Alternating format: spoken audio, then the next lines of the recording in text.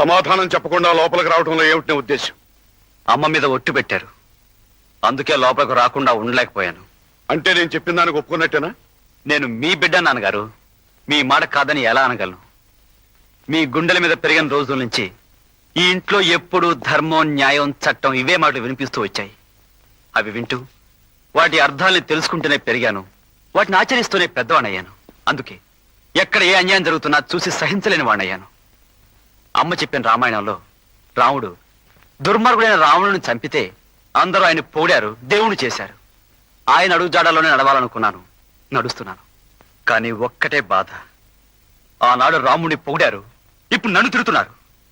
ఈ తేడా ఎందుకో మీరు నాకు కాస్త వివరంగా చెప్పగలిగితే మీరు చెప్పింది చేస్తాను. ఆనాటి సమాజంలో ప్రజల్ని కాపాడవలసిన వాడు రాజు, రాముడు రాజే. ప్రజాకంఠకుడైన రావణాసురుణ్ణి శిక్షించవలసిన బాధ్యత అతనిది.